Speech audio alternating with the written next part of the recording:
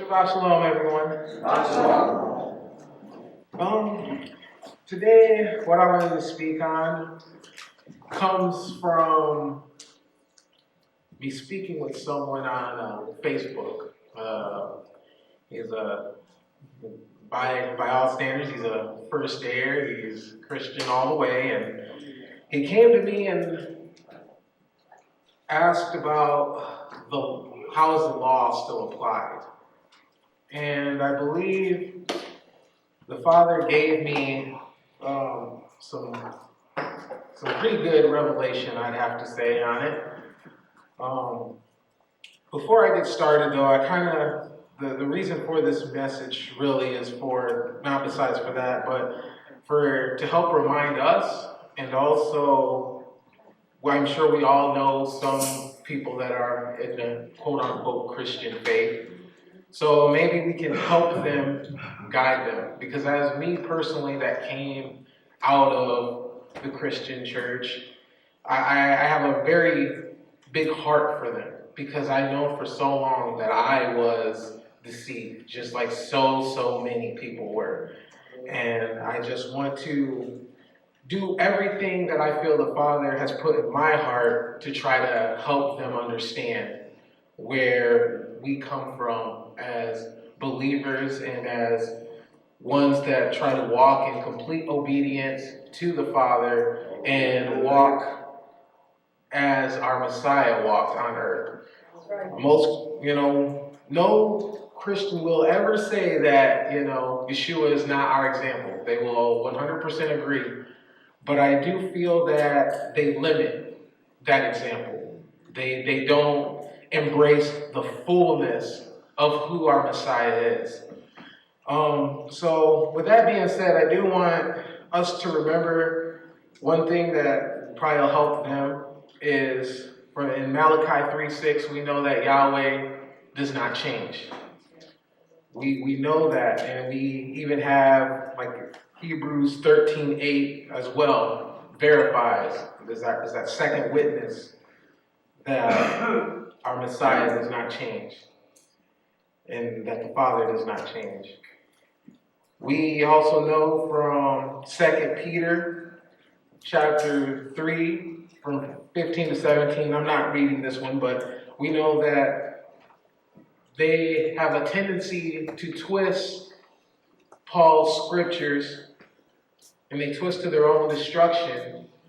They don't realize that, for one, Paul was a second-generation Pharisee, so they don't put themselves in the mind of what he knew. So unlearned will do that. But I've come to the realization, I believe the Father placed on me, that the Torah, the instructions, were basically in three categories. To sum it up, make it easy. Three categories. Category one is general instruction, basically. It's for all of us, every person. We know we're not supposed to steal. We know we are supposed to love our neighbor as ourselves. And those are the guidelines of the general instructions. Then there's the governing instructions, which is more for a law for a country. As we in the United States have the Constitution and the Bill of Rights, Israel then had the Torah. They had their right rulings. If you steal, if there's a conflict between brothers, you go to the judges, you go such and so forth. And then the last one, of course, is the priestly instructions. And what I'm going to attempt to do today with the help of the Ruach is to explain all three and then show how every single one is still applied today. First, I'm going to discuss the governing laws. So if you mind turning with me to Exodus 19. And we're going to start in verse 4 when Yahweh is speaking to Moses, and he says, "You have seen what I did to the Mitzrites, and how I bore you on eagle's wings, and brought you to myself. And before I go continue, we're going to get into where it says, and in verse 5, and now, if you diligently obey my voice and shall guard my covenant, you shall be my treasured possession above all the peoples, for all the earth is mine. What we need to understand is that is our covenant. If you obey me, I will take you as my people. And then, of course, we know later on that the people said, I do, if you will. And so it comes to government. They needed rules. They needed to know how to govern themselves as people, as a nation. So that's where we see in Exodus chapter 24, starting with the first couple verses. And then Moshe, he said, come up to Yahweh, you and Aaron, Nadab and Abihu, and 70 of the elders of Israel, and you shall bow yourselves from a distance. But Moshe shall draw near to Yahweh by himself, and let them not draw near, not let the people go up with him. And I feel in this first verse that we get a glimpse of the ruling authority of the governing body of the nation at that time to start. We obviously know Moses was called, he was the head, if we will, because Yahweh used him to lead Israel out of Egypt. And then we see with the priesthood and then the elders. So we see a shadow of who has authority in the nation of Israel. And again, we will go to, skip down here till verse 2. We're going to stay in the same chapter, and we are going to go to the 12th verse.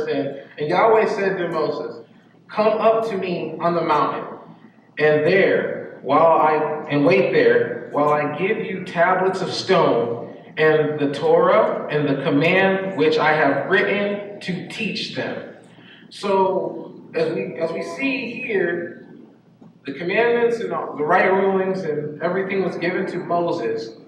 For him, how I understand, is for him to teach him. So the priesthood know, and for the elders to know, so that from there, the elders and the priesthood can teach everyone else. And so we have, and then in Deuteronomy, I'm going to skip over to Deuteronomy chapter 17. And we are going to go to verse 8.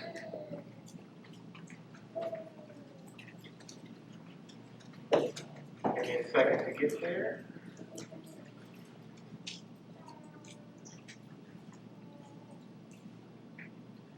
And here this is we see the kind of the confirmation of the ruling class of Israel in a way, we'll say, because in verse 8 of chapter 17 in Deuteronomy, when any matter arises which is too hard for you to judge, between blood and blood, between plea and plea, and between stroke and stroke, matters of strife within your gates, then you shall rise up and go to the place which Yahweh your Elohim chooses, and shall come to the priests, the Levites, and the judge who is in those days, and shall inquire, and shall declare to you the word of right ruling.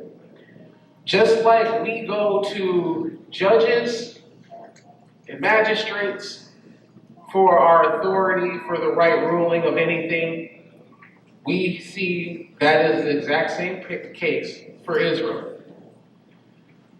So we see that, and there's one more thing I wanted to touch on here as well, because we see that, and then we also see in the hint down here, once they actually got into the land, Yahweh says, when you come into the land which Yahweh your Elohim is giving you, I'm in the 14th verse of chapter 17 in Deuteronomy, is giving you, and shall possess it and shall dwell in it, and you shall say, let me appoint a king over me like all the Gentiles that are around me. You shall certainly appoint a king over, or sovereign over you, whom Yahweh your Elohim shall choose. Appoint a sovereign over you and from among your brothers. You are not allowed to appoint a foreigner over you who is not your brother. Now we just on a side note on that, to get everyone thinking and showing more so of Yahweh does not change. And as he says, he will choose. Now, as we can see from Scripture, Saul, the first king, was anointed by a prophet. David, anointed by a prophet to be king. And then we're going to go all the way fast forward to show that even our righteous king, our Messiah, Yeshua, was anointed by John the Baptist, which, as we know later on, that he had the spirit of a prophet, spirit of Eliyahu within him. So as we see, the pattern still stays consistent. Yahweh chooses his people, he chose his king, and he sent his prophets to anoint that ruling authority over his people. So with that being said, I'm going to move on to my second category, which is the general instructions, and I kind of covered it briefly a little bit because we see that the covenant was given from Exodus 19 that, we obey, we are his people, and that is our covenant. We can go in a little more detail in Deuteronomy 4, and in that very first few verses, it says, and now, Yisrael, listen to the laws and the right rulings which I am teaching you to do, so that you live. So this is how we shall live. I feel not only just as we live in a sense of live and die, but also in the sense of how you live, how we are supposed to live our life every single day. We are supposed to live our life according to the Torah. As it is written, it says, the Torah is for our righteousness. You have to do righteousness. I know coming out of the Christian church, we were kind of given the righteousness of Yeshua. We don't have to do nothing. It's all under him, which I do understand we are not made perfect. We cannot work our way to salvation. But you can't say you believe in Yeshua and you follow Yeshua, but you'll eat pork. Or you'll go worship on Sunday, which is a day that throughout history was a pagan holiday. And as I had talked to someone this morning, they kind of tried to demonize me in a way, because they were saying, well, you're basically saying everybody that goes to hell, or everyone that goes to church on Sunday is going to go to hell. And I said, that's not my job to condemn. That's not what I do. I am to teach what I see the scriptures say. Hallelujah. And the fact is that if you're okay with Sunday worship, if you're okay with eating unclean, why would the Yahweh have destroyed the Israelites at Mount Sinai with the golden calf? Because they said that golden calf was Yahweh. They were changing their days. They said, tomorrow we'll do a feast, declare it to Yahweh. This is our golden calf. It doesn't make sense to me, because we know, as I'll go back to this a lot, Malachi 3:6, Yahweh does not change. He stays consistent, the same. So, and he says, do not worship me as these nations worship their idols. So when you are going on days that were set up for pagans, you are worshiping and trying to mask mask Yahweh, mask Yeshua with that, you are worshiping Yahweh and Yeshua directly as he said not to do. That's right. So you can't, it's either one or the other. And if you're going to say that, oh, he knows my heart, well, there's a verse in Jeremiah that I know, he says, yes, I know your hearts. They're sick and desperately wicked. And so trusting your heart, I wouldn't recommend it. But needless to say, I got a little bit off topic there, but let's see where we're at. So we know we can't worship, we can't do things that the other nations did and say that we are serving, because at that point we are being hypocritical, and at that point we are also being rebellious, because out of convenience we want to do it how we want to do it. We don't want to do it how he said. And I ended my conversation with that person saying, I'm not judging. You can do as you want. If you want to stick with traditions of men, you can do that. You can choose life or choose death. But I would rather be in line with what the scriptures say than to be in line with what a Roman emperor declared. Left it at that. But and as we were going to continue on in Deuteronomy 4, it says, so that I'm teaching you to do so that you live, and shall go in and possess the land which Yahweh Elohim of your fathers is giving you. Do not add to the word which I command you, and do not take away from it, so as to guard the commands of Yahweh your Elohim which I am commanding you. Ladies and gentlemen, I would like for our Christian brothers and sisters to understand that second verse. Do not add to and do not take away. So when you say that none of the law is apparent, none of the law matters, you are taking away from the law, which we are told not only here in Deuteronomy not to do, but we are also told in Revelation not to do. So again, when you see the scriptures and you go, it's really a battle of your religion and what the book says. We have, a lot of people don't understand that the two really don't go together. You have religion, which is if you look up the actual meaning of the word religion, it means bondage. And we know that our Father is free. Everything about the Father is free.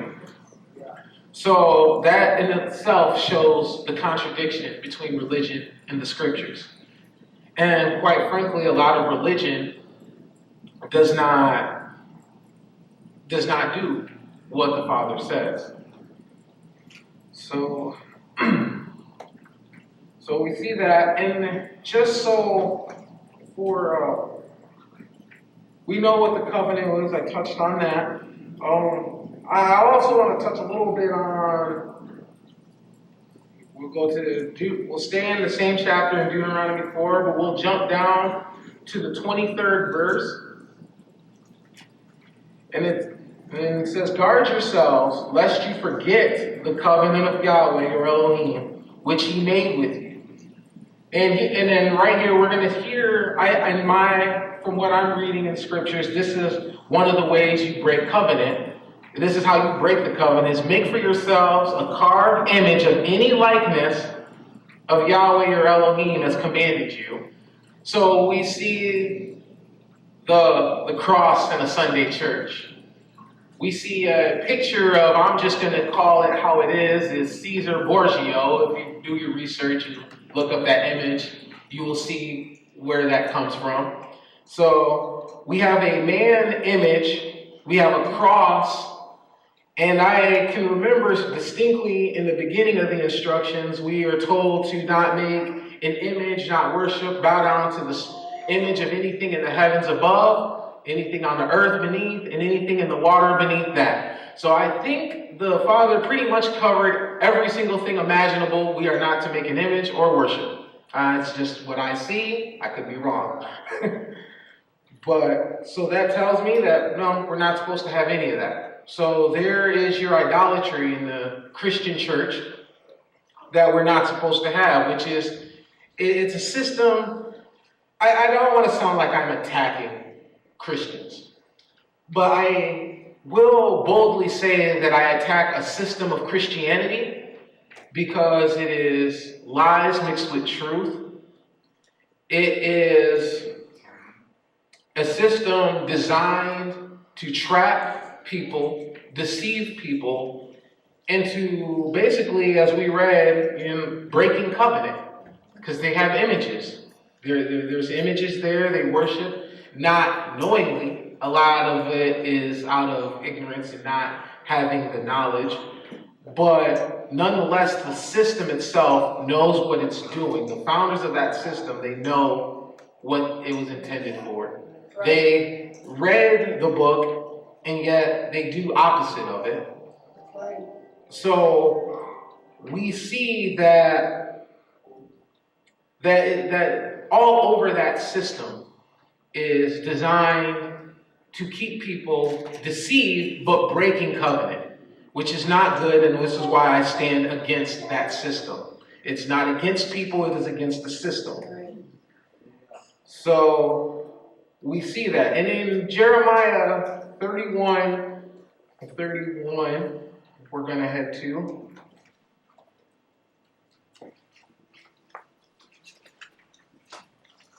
I'm going to touch on it real quick, but we will come back to this verse, Jeremiah 31.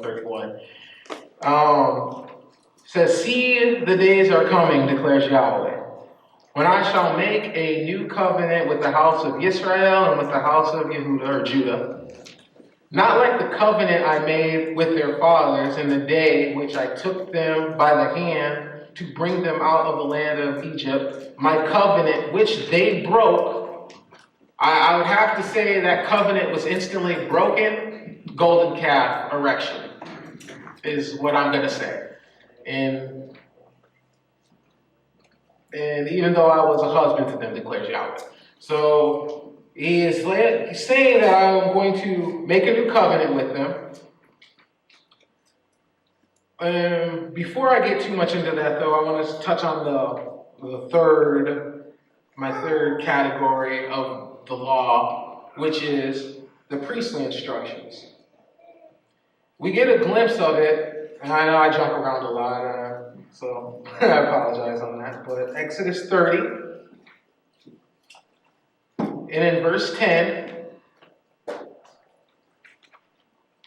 we just real quick with and Aaron shall make atonement upon its horns once a year with the blood of sin offering of atonement. Once a year, he makes atonement upon it throughout your generation.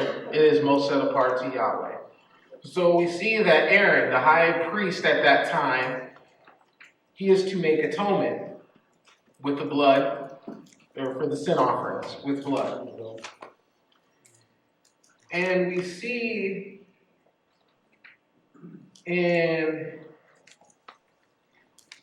so to tie that together, to tie what Aaron is to do, we'll go to Leviticus 16.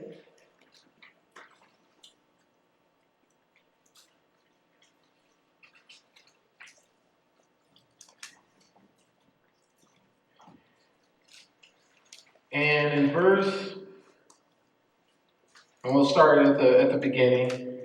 And Yahweh spoke to Moses after the death of the two sons of Aaron, when they drew near before Yahweh and died. And Yahweh said to Moses, "Speak to Aaron, your brother, not to come in at all times to the Kodesh place inside the veil, before the lid of atonement, which is on the ark, lest ye die. Because I appear in the cloud above the lid of atonement. With this, Aaron should come into the set-apart place with the blood of a young bull as a sin offering and of a ram as a burnt offering. He should put on the Kodesh linen, long shirt with the linen trousers on the flesh, and gird himself with the girdle and be dressed with the linen turban. They are Kodesh garments, and he shall bathe his body in water and shall put them on." So you're seeing that Yahweh instructs the high priest, that he doesn't come in at all the times to the most holy place. He's to come with blood for a sin offering. And to atone for sins. So we're going to tie that to what Paul was, I believe it was Paul who wrote the book of Hebrews. I know it's a lot of. So we're going to go to Hebrews.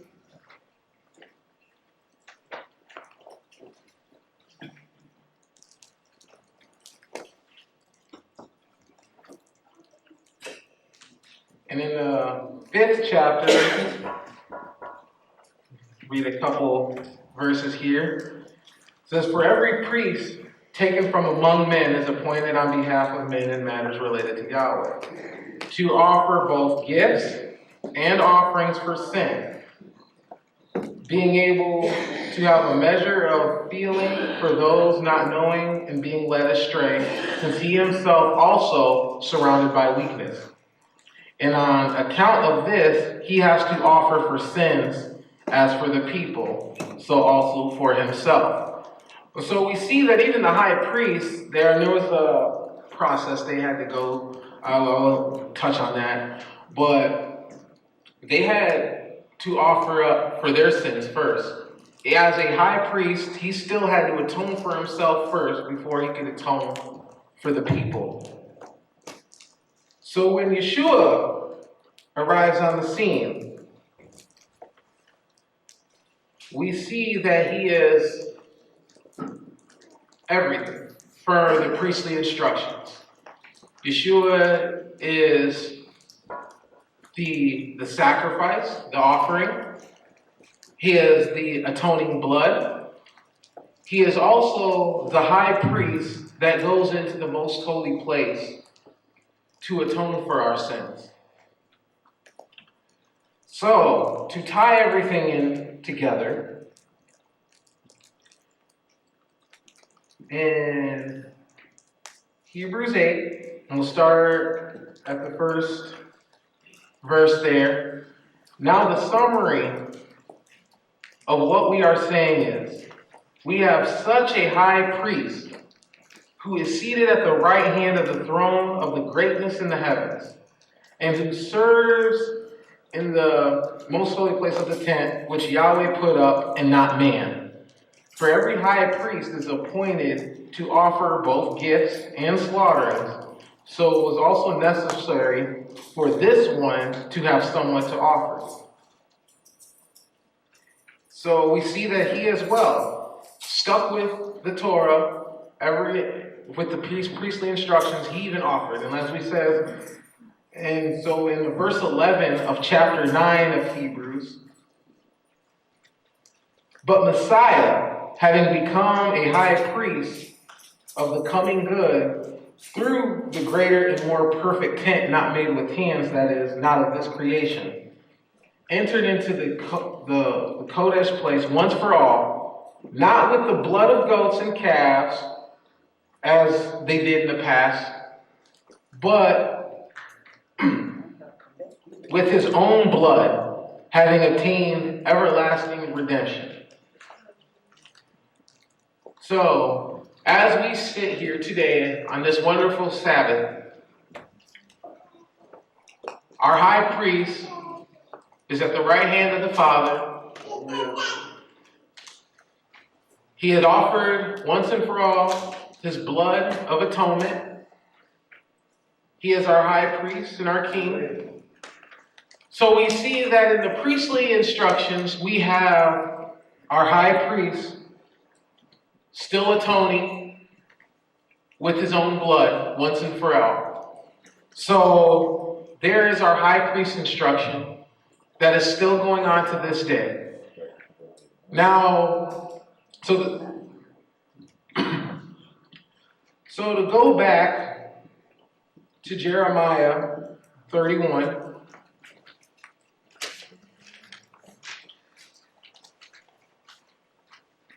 oh, I'm sorry about that. Actually, I wanted to cover something else real quick before I jump to Jeremiah. We'll go to 1 Corinthians 6. 19.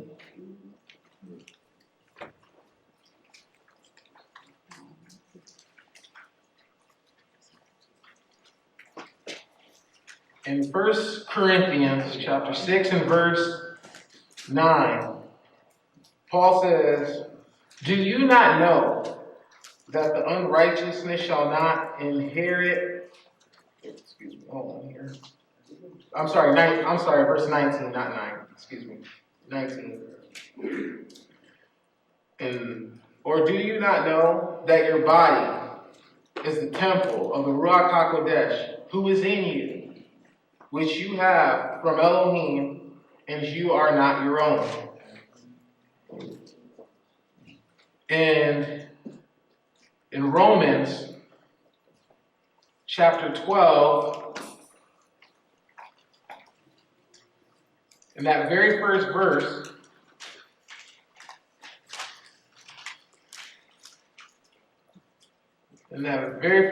of chapter 12 of Romans, it says, "I call upon you, therefore, brothers, through the compassion of Elohim, to present your bodies a living offering, set apart, well-pleasing to Elohim, your reasonable worship."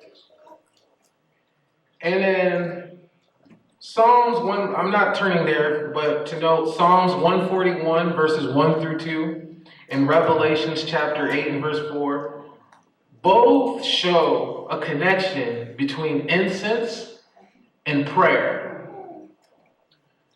So, to wrap it all up, or to put it all together, we are the temple of the Elohim. We are our temple. This body is a temple. So, our body is a temple. Our lives are supposed to be the sacrifice, the living sacrifice, sacrifices were conducted in the temple. Our prayers and our praises are like incense, which was also in the temple. We have our high priest that are in the temple that has our atoning blood, and he's in the most holy, interceding, just as Aaron and all the other high priests have done under the law. So we see the high priest is there. So we see that temple,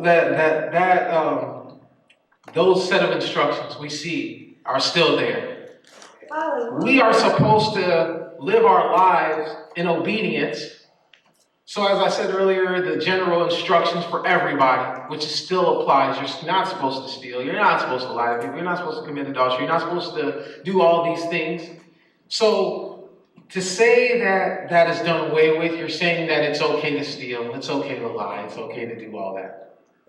So we tie our temple and the temple services, which our lives are supposed to reflect being the temple, or our high priest is already in the heavens on the right hand of the Father. We know our general instructions we are supposed to live by. The governing instructions as far as stoning people and all that, like I said, those were our equivalent to our Bill of Rights. With some states, they have the death penalty for committing treasons and crimes. We see that if you kidnap, you murder, punishable by death crimes. No different than what we see back then to what we see today. So, in Jeremiah 31:31, as I said, we'll go back to that. I want to go, this will pretty much tie everything that I wanted to tie in, I think. Try to keep it short and sweet. And as we see the days are coming, declares Yahweh, when I shall make a new covenant with the house of Israel and with the house of Judah, not like the covenant I made with their fathers. We're going to skip down to the 33rd verse. For this is the covenant I shall make with the house of Israel after those days. Now, I did notice something, that it is now one house. He says the house of Israel. And then previously, we see that Yahweh said Israel and Judah. Now it is one, because his covenant is now it's Israel. After those days, declares Yahweh, I shall put my Torah, my law, my instructions in their inward parts and write it on their hearts. And I shall be their Elohim, and they shall be my people.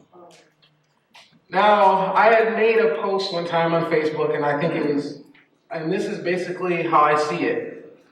They can agree, disagree, but it is what it is, and that is, the law is on our hearts, is written on our hearts. That is the new covenant ratified by the blood of our high priest.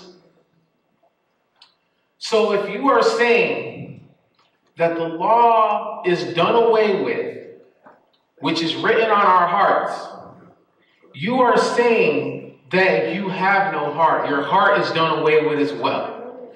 And if your heart is done away with, then that poses a problem, because that means if you don't have a heart, you are dead. And if you are dead, that puts you in an even bigger position or in a bigger problem, because Yahweh is the Elohim of the living and not the Elohim of the dead. So if you are dead with no heart and no law, you have no Elohim, and that, my friends, puts you in a very, very big problem.